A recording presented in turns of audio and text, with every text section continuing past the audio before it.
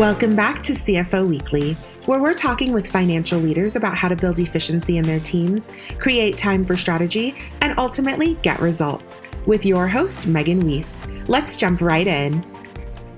Today, my guest is Melissa Hurrington, CFO and VP of Operations for Premier Claims. Melissa is a respected finance and business professional with a seasoned career across multiple industries. She is a servant leader who sees beyond the numbers and instead sees the impact people make on a business.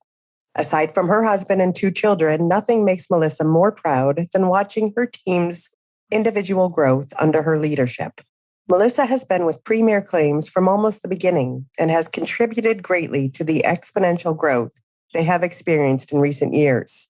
Prior to joining Premier Claims, she has taken on challenging roles in public accounting, a publicly traded company in the technology industry, a nationwide nonprofit company where she still serves on the Human Rights Board, and has also spent time in the hospitality industry, managing the finances of events all over the country. Melissa believes in showing up as the best version of yourself every day. Learning and growing is a necessity in both her personal and professional life. Her belief in pushing yourself to be 1% better has become an unofficial motto of the entire team at Premier Claims. Melissa, thank you so much for joining me on this episode. Thank you for having me. I appreciate the invite. Yeah, today we're going to be discussing your career journey and some of the lessons you've learned along the way. And I'm looking forward to hearing your story and learning from you. So let's go ahead and get started. Sounds great. As always, let's start with you and your career journey to date. How is it that you got to where you are today? Yeah, growing up, I am one of those odd ducks that I always knew accounting and finance was what was meant for me. My parents actually owned a bar growing up. I'm sure they'd be so mad that I said that. But they owned a bar, and it was from like a young age, just absolutely obsessed with counting change in the drawers or whatever it was, math, numbers. Then getting older and getting into just some basic accounting classes, I knew right away. I don't know what that says about me, but accounting and finance, it was just meant for me. So I knew right away that this is what I was going to do. And the one thing that was not the path I was expecting is I was so dead set, as I'm sure a lot of young people are, that I was going to do the public accounting route and become partner. And that's what I was going to do. And so that's where I started out, is in public accounting for a small firm here in Omaha, Nebraska. I learned so much working there, as you do. I was focused in the audit department, and then during tax season, anybody in public accounting is a tax accountant, right? But the audit department, and I actually attribute that was my very first real job. And I attribute the couple of years I spent there still to this day to so much of the learning and growing that I'm continuing to do, because with audit, you went into a new company, new processes, new reports every 2 weeks. And you had no option but just to jump in and figure it out. What are your processes? You got exposed to every accounting software that is out there, anything from nonprofit to government agencies to for-profit businesses, private, public, all of it. And you just had to jump in, and you saw different team environments, different office setups, all of it. And it really fed my constant need to learn something new, to change things up. The cubicle life is just not for me. I don't want to go and clock in and sit at my cubicle and be left alone with my spreadsheets and clock back out. I love talking to new people, exploring new things. So that was my first kind of real introduction into this world. And I loved it. I learned so much. I learned so many things to do, so very many things not to do. And then from there, I got an opportunity. I actually went into the nonprofit space. I worked for a national nonprofit company that serves adults, intellectual and developmental disabilities. And that fed my accounting brain and heart, but then it also just really, I think my heart grew 10 sizes there, working with the individuals that they serve. And at that point in my career, I learned how much I wanted to love what I was doing and feel good about what I was doing and the impact that I was having there. So really enjoyed my time at that nonprofit. And I attribute that part of my career journey to learning how to be scrappy with a dollar. I tell everyone, I joke around that like we were a real nonprofit where there was no profit to be found, where, the bathrooms weren't necessarily always functioning. So you really learned how to be scrappy with a dollar, how to make things work, and understood the impact sometimes of even tiny little changes of if we increase people's hourly wages 10 cents, how much that adds up over time, and learned so much there in that aspect. And then also, again, just the fact that I want to love what I do and feel good about what I'm doing at work every day. From there, I got recruited out and worked for a publicly traded company, learned a lot, grew a lot, was challenged, was in more of a traditional staff accountant, senior accountant, that type of a role, and had a wonderful CFO at that company that it was the first time that I saw a CFO. I saw him routinely in and out of the cubicles, walking around the office, very public presence that he had in the office. And he was real. He joked around with us.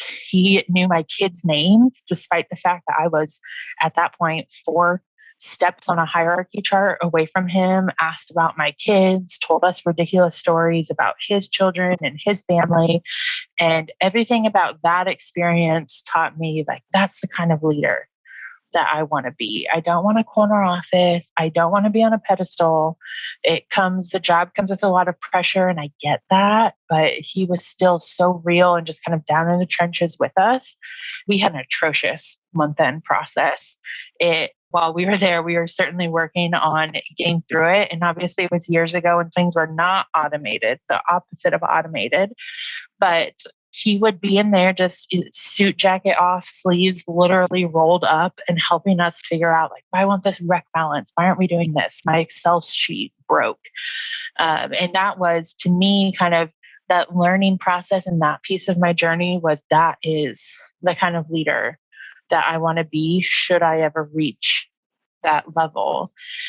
From there, I actually went to the hospitality industry. I worked for a company. I was the controller that ran the hospitality, the concession stands, weddings, all of that for an arena and convention center and a ballpark that hosts the Men's College World Series here in Omaha, Nebraska.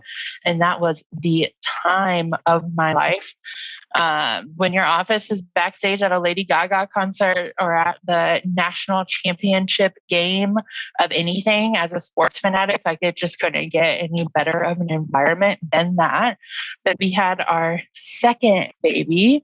And the thing is Taylor Swift doesn't do concerts on Tuesdays at 10 a.m. They're Friday nights, and they are late Friday nights. And I was there for years. The schedule didn't work for me and my family anymore. But there I really fell in love with operations and the analytics side of operations. By the end of my tenure with that company, I knew if it was raining outside, exactly how that was going to affect beer sales. You knew that if it was raining outside, the women are going to come into a concert and they're going to head to the restroom and they're going to fix up their outfit or their hair or their makeup or whatever it may be. And your sales are actually going to tank as a result of that. Or understanding yields on kegs or all of these things I didn't expect to be involved in. But for me, it was just this super interesting kind of study on how that 1% could have such a change of trying to control.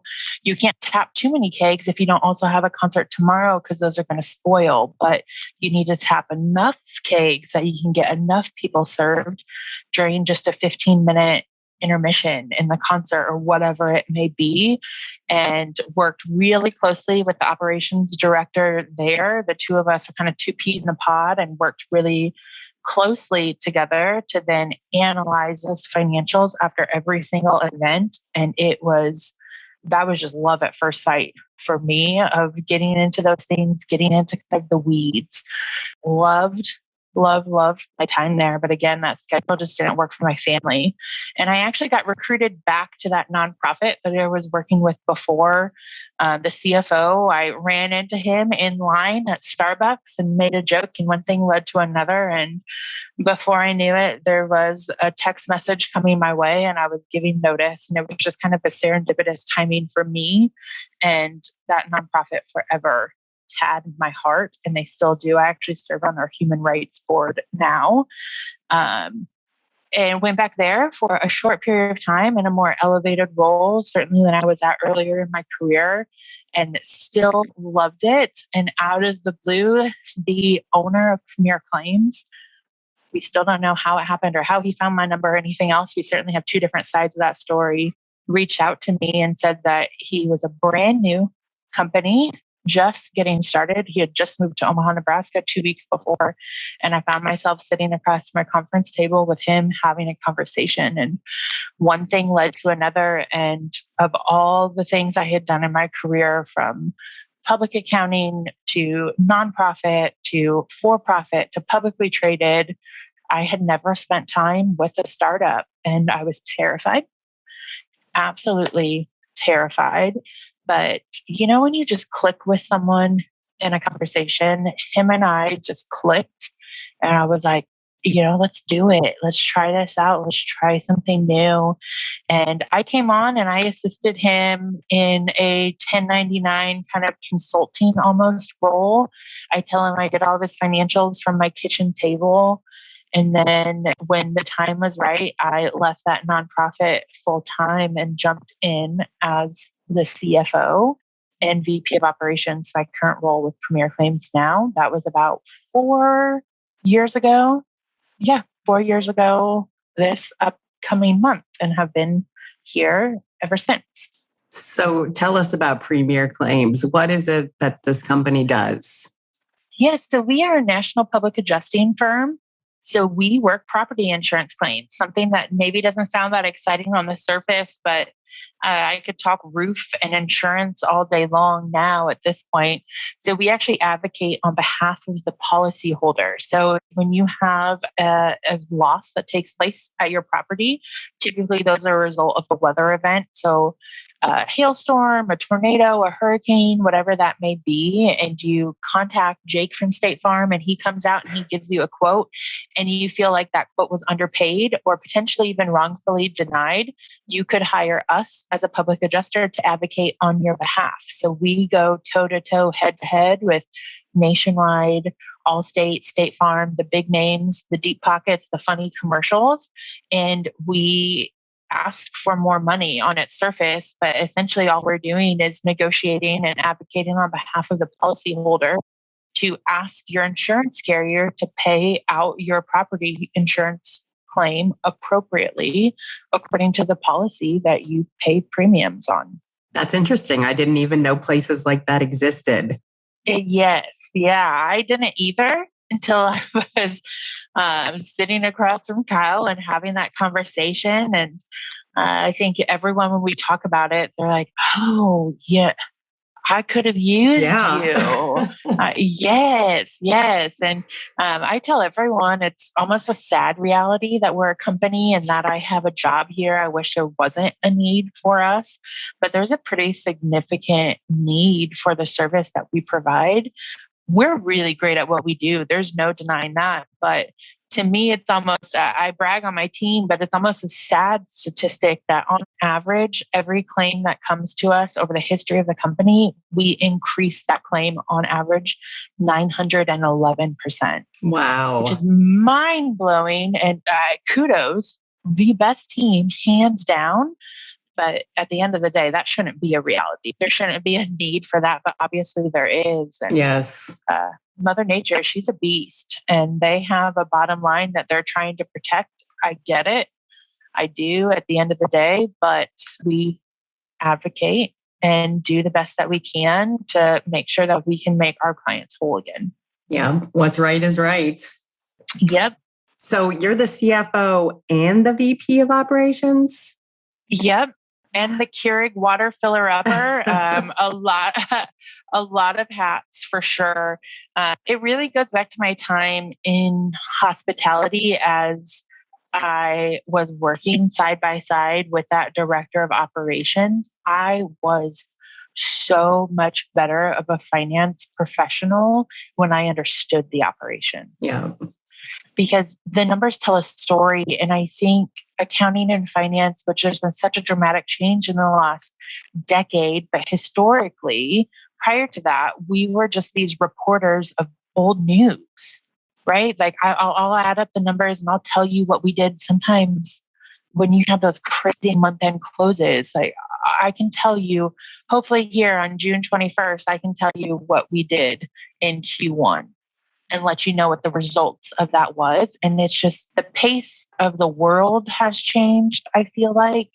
And really, instead of these historical reporters with information that is just too little, too late, your finance professionals, accounting and finance, all of it, you're just immersed into these operations. And what better person to be able to say, hey, the data is telling me that there's a trend going on.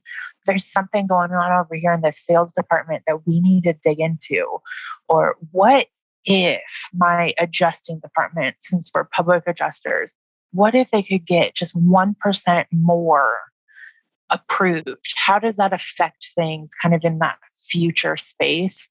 So the operations for me with the company that was relatively fresh when I joined them, I was like, this is something that I want to all roll up to me so that we make sure that these numbers tell a story and that we know how to read it while we're still writing the story.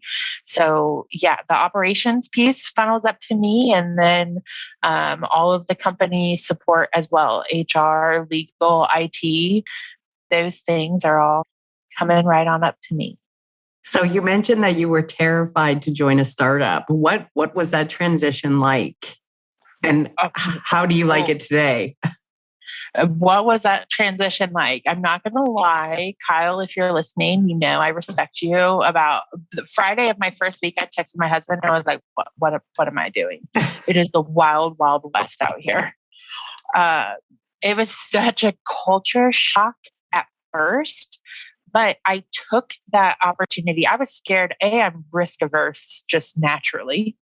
So that was the opposite of my personality for sure. But there was something about this company, about Kyle, about the owner that I knew if I didn't take that leap, it would forever be the one that got away. I saw the potential in this company. I saw the need in the industry, in the country for what we do. That I don't know, something about it. It was magnetic, and I just had to. I had to take that leap. I had to find out for myself. My husband was so tired of watching me pace the kitchen and talk it out with him for months, it felt like, before I finally said yes. But it was a culture shock for sure at first. I have since then learned to love the pace. I love that there's none of the, I don't know if red tape is the right term at this point, but we could see a need for something, say, hey, I want to hire a position, or hey, I want to move somebody around, and could take immediate impact on it instead of, submit your proposal to your director and then they can go to HR and we can have a conversation and we can discuss it and see what this looks like in 2023's budget proposal. Instead, it was like, you know what, you're right, I love this, and to take immediate action. So the pace of that and the ability to just see needs, whether it's talent or even different systems and software or a change to the process, to be able to just huddle up, have a conversation with all the deciding players and implement was such a freedom to me. And then it's been really exciting to really know that I put my fingerprint on a company in their history, no matter what the future holds. that I had this once in a lifetime opportunity, because that's really what it felt like to me at the time, to come in and set this company up for its future success. So it was exciting. It was so exciting, and it was too good to walk away from. It was terrifying. There are still days that it's a little bit terrifying. I feel like we're finally out of that true startup space, but there's the occasional, like, could just one day be normal? But I mean, that normal doesn't exist anymore, and we're alone in startups. So yeah, sounds like an exciting place to be. And you mentioned early on in your career liking the change in scenery that was associated with public accounting. It sounds like you get that every day. We get it every day. Every day. And I'll tell you, probably 364 days out of the year, I love it. And then there's that one day that I'm like, just 24 hours. Can you give me 24 hours to get my bearings here? But yeah, I do. It feeds my need for that constant change and growth and something new, and everything looks different. So it was such a good fit for me. As much as I would hope that the company would say I'm a good fit for them, it's just as much filling up my bucket. And I think I saw on your LinkedIn profile that you are a believer in servant leadership. Yes. Is that right? Okay. So first, tell me what that means to you. And secondly, how does that play into the type of leader that you are? Yeah, I believe strongly that my role as a leader in this company is to take the barriers that my employees, my team members are seeing down the road, and remove them before they get there. I work for my team, not the other way around. All of my conversations are, what do you need from me? What do you plan on achieving this week, this month, this year, whatever time frame we may be talking about? And what do you need from me to get you there? That is what servant leadership is to me. I don't think there's any right or wrong to those different leadership styles, as long as you're a good leader and you're leading with the right intention. But that is what it just naturally suits me. And what I'm most comfortable in is that kind of taking the hierarchy and flipping it upside down. And I see, instead of talking direct reports of, this is how many people are counting on me, this is how many people I need to make sure are taken care of and that they have what they need from me, versus the other way around of, are they meeting my expectations?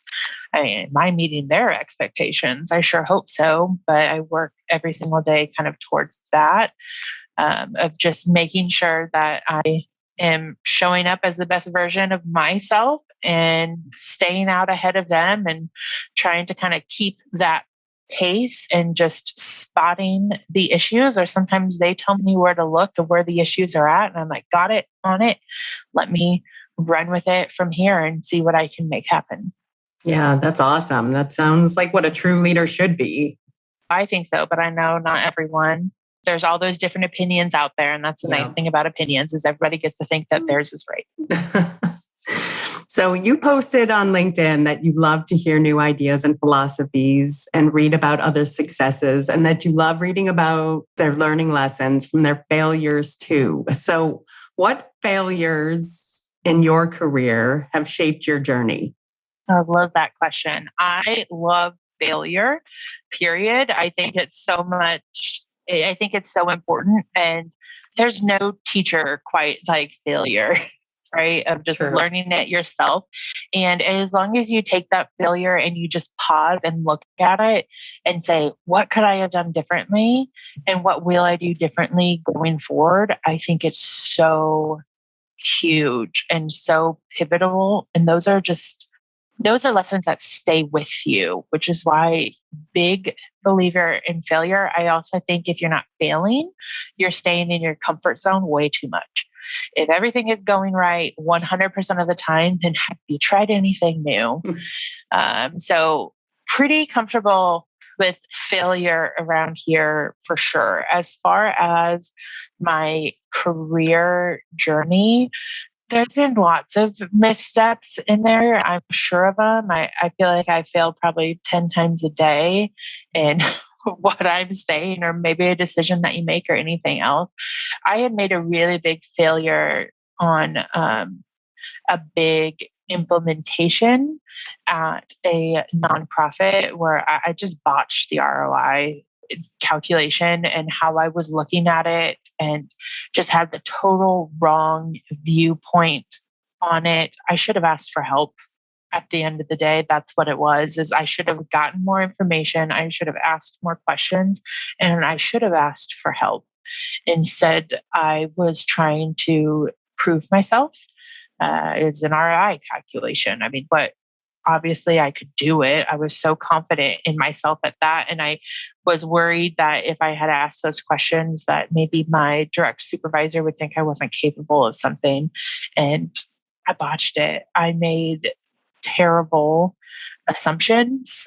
It just made some bad decisions in that. And it, again, at a nonprofit where we were collecting pennies from fountains, it felt like it was a mistake. And I learned a lot from that, of knowing what questions to ask and knowing when to ask for help.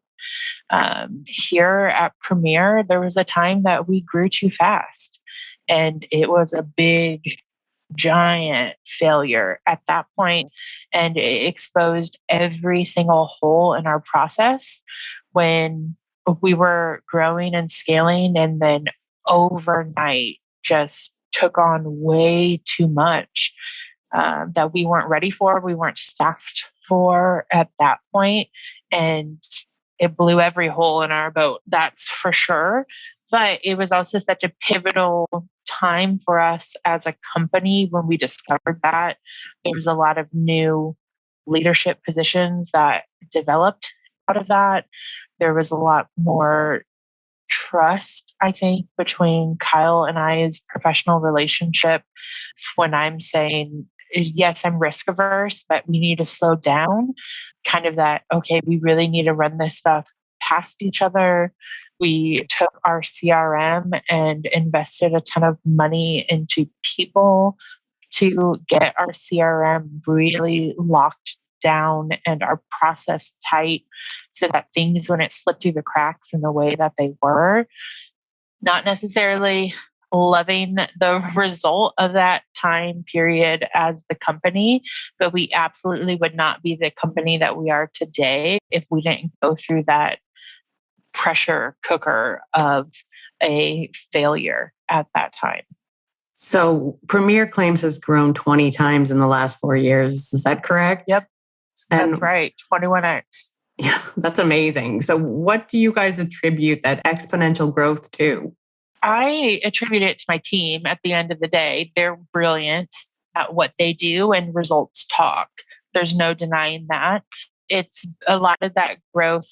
If we weren't providing a service that is A, needed, B, done well, then that growth would be impossible. So the team, hands down, number one reason that we've been able to grow at that pace. I think a lot of it after that point is attributed to Kyle has brilliant vision. He has a brilliant vision for this company, and there's no one in the market doing it the way that we are doing it. And he's followed that vision and has stayed true to that.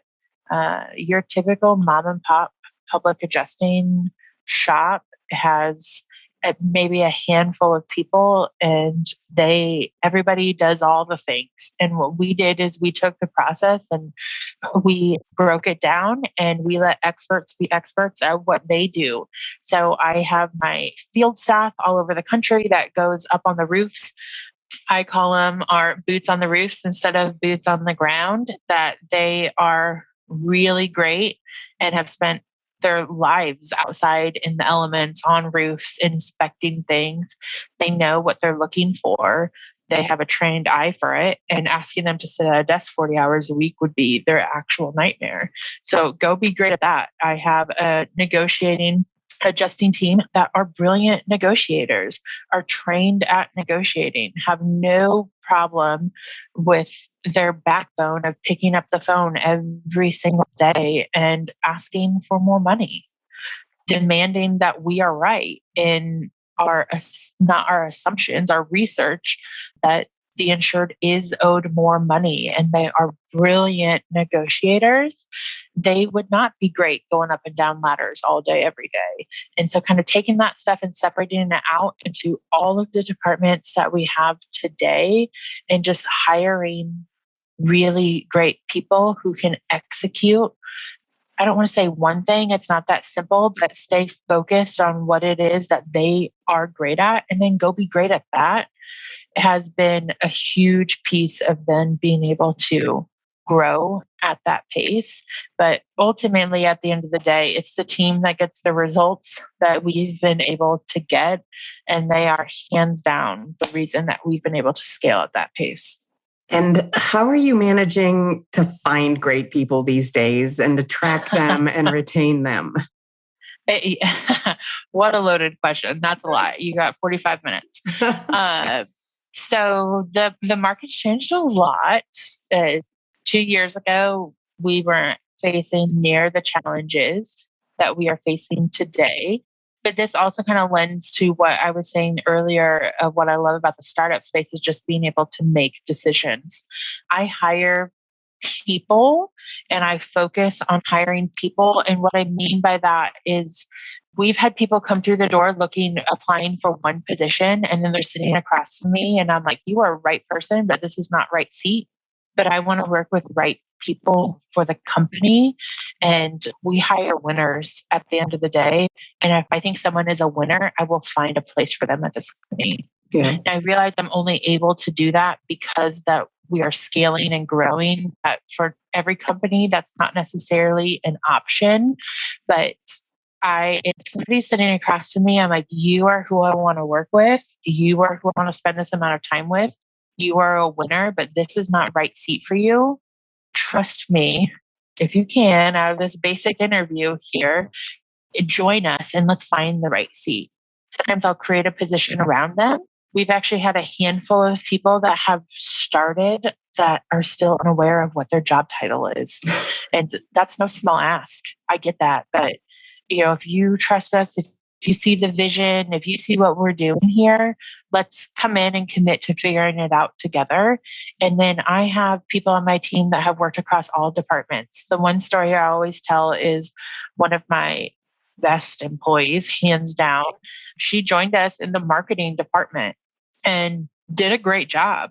There is no denying the job that she did a great job, but quickly realized it just didn't fill her bucket. I'm producing this work and it's quality work, but it's draining me rather than exciting me. And I was like, okay, let's figure it out. What do you want to do? And she fell into an HR role. And so we moved over to the HR department and she did such good things there. And then we had a conversation, I think a year into that. And she's like, this isn't it either.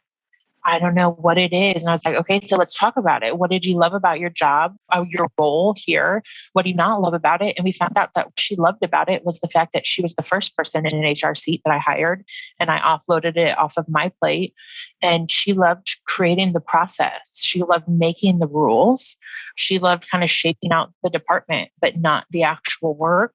It was like, well, there's a need for process here. And so then from there, she moved into the seat that she's currently in as our process improvement director. And we've had the freedom to do that. So I have people that have been hired for a specific role and stay in that role and are great at it. We've had people that we've hired unsure what that role is, but committed to figuring out together. And then I've had people that have been hired and have not only been promoted, but completely changed departments, divisions, career paths really with us. But let's figure it out together. If you see a need, point it out to me and we'll make it happen. So going back, I guess we kind of went on a journey there. The biggest thing for me when I'm looking for people is I want to work with winners. I want to work with people who want it, who are willing to kind of put in the work with us, who are equally fine with failure and change. And what this company looks like today might not be what it looks like next week, which is the reality for a growing and scaling company. That excites them because that doesn't excite everyone. Yeah, it does take a special person. That's some people's nightmare. Yeah. I think almost every person leaves an interview with me and is like, that was not what I was expecting. And they call our recruiter. They're like, Melissa is transparent. And I'm like, I'm transparent, probably almost to a fault, but it's a two-way street. They're interviewing me and this company just as much as I may be interviewing them. So here are my cards. Here's the pros of working here. Here are the cons. And you have to decide if that works right for you. Because once somebody's here, like we are all in with them. Like I'm all in, I'm committed to you. So I don't want you to come here and a month later be like, you know what? This wasn't what I wanted. This wasn't what I expected. This wasn't what was, quote, sold to me. That's my nightmare. Now, there's people that come here and are like, okay, I said I wanted this and turns out I don't. That's okay. That's cool. Let's have that conversation and see what's next for you. But for the most part, just kind of having that conversation and keeping it pretty fluid. A lot of things we do here stay pretty fluid, but staying fluid and just having those conversations of let's figure out what your skills are and how we can apply them, and then not stay too rigid in that. I've been turned away for jobs in the past before. Like, I love you, but you're not right for this position. And that's the end of the conversation. And I'm good at what I do. And I bring value to every company that I have worked with without a doubt. And I just saw so much missed opportunity in that. And I got the opportunity to do it differently here, just to kind of figure it out and create it around the person. So as far as hiring, that's kind of the strategy. Now, as far as retention, it's felt like a bit of an uphill battle here lately, but I think that servant leadership plays a big part in it. And then we just stay focused on I love appreciation. They can laugh at my cheesiness that I have around this place all the time, but we have an appreciation station that I love and is my absolute pride and joy. And I feel like I will talk about for the rest of my career of it's just in our break room while you're microwaving your meal, write an appreciation station card for someone else. So it is peer to peer. Hey, I noticed you did that small thing. Thank you. And that thing fills up weekly of nobody gets anything for it, right? There's no incentive around it. We've just kind of built that appreciation into our culture as a company. We have a weekly all hands meeting, a weekly conference call every Monday at 8 a.m. The whole company gets together and we talk about the week. We talk about last week. We celebrate wins, and every single division has a weekly MVP that we nominate. And it is almost always small stuff. To be honest, I was struggling with my headset coming into this conversation with you, and Danilo, one of the people on my IT team, spent 20 minutes trying to figure out my Bluetooth situation with my computer and really saved the day for me in my moment of panic. And he's absolutely probably going to be my weekly win next week. That it's not always big stuff. It doesn't always have to be this huge mountain to finally be noticed. That I believe strongly in giving the appreciation, noticing all the small things that just make this place run every single day. I can tell you it's not from my office. Yeah, I do good work here, but what keeps this place going is not happening as a result of me sitting at my desk. It's every single person out there doing what they do best and taking pride in their work and doing it well. So I want them to all be recognized. From the leadership team is great. And so, like I said, we do that, but that peer-to-peer kind of appreciation is so huge to have people do good work and have somebody notice it, because people go the extra mile then all the time. Yeah. Absolutely, I'll do that for you, because the last time I did that for you, you noticed it. It is important. People, they want to feel like they're appreciated and noticed and not invisible or doing meaningless work. Yeah. And, we kind of have a high pressure job as far as what we do in that public adjusting space. It is not a low stress moment for our insureds when they experience a property loss, especially if it's their own residential home. There is nothing more stressful than going through the experience of a tornado or a house fire or whatever it may be. And now I'm living in my mother-in-law's basement while you negotiate with my insurance carrier. Believe it or not, I thought property insurance was going to be pretty dry. And there's a lot of emotions involved. And they come to us frustrated. Yeah, I'm right? sure. Our clients come to us, they've already been let down and they're already frustrated. It's already been too long. There's already been not enough money paid.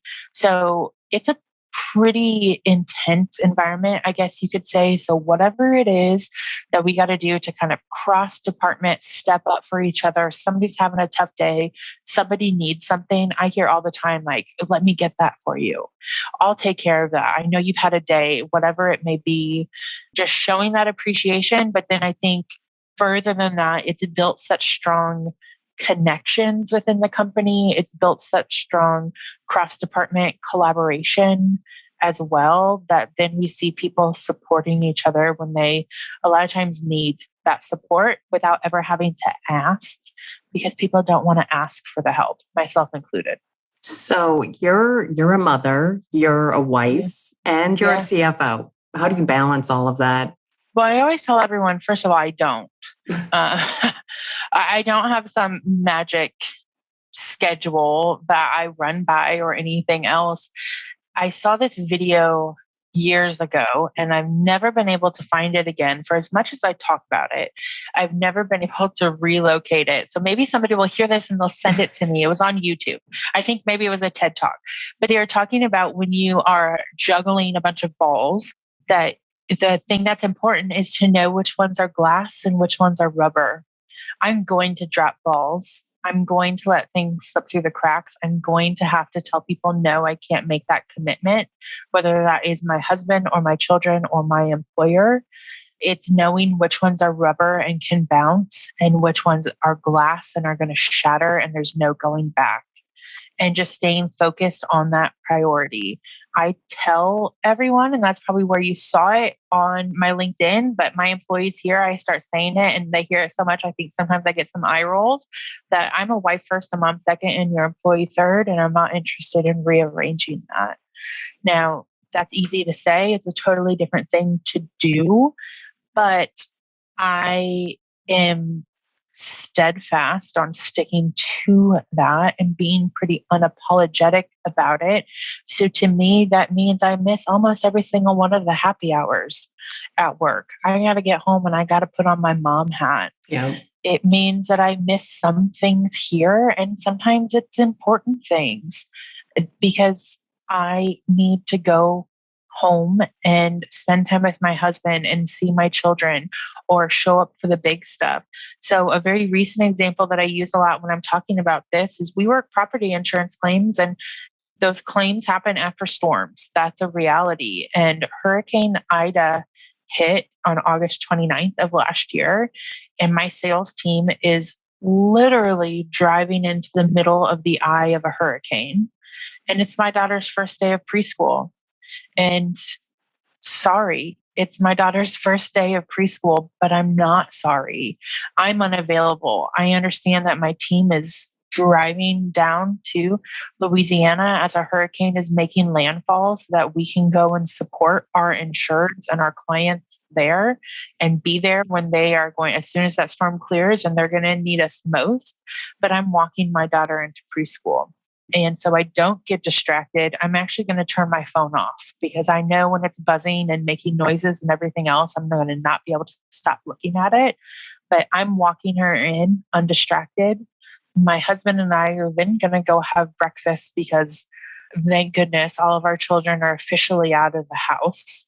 And then I'm going to go pick her up and I'm going to ask her how her day was. And she's going to be excited and we're probably going to get ice cream and we're going to live in that moment. And then I'm going to say, we talked about it. She knows, she's prepped for it. Okay, mommy's got to go to work. And I'm going to hug her and I'm going to kiss her goodbye. And I'm going to put my phone back on. And I am now full blown CFO hat back on. What do you need from me? How can I help? I think people try too much to multitask. So I believe strongly in kind of how I balance those is by taking those quality moments. It might not be quantity. I work a lot of hours and there's absolutely no denying that, but it's focusing on those quality moments and kind of segmenting them as much as you can. I communicate strongly to my team that you guys can have me 24 hours a day.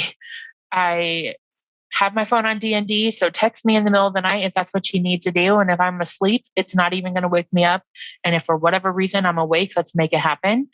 But from 5:30 to 8 p.m., I am no one's CFO. If the building's on fire, call the firefighters. Don't call me, right?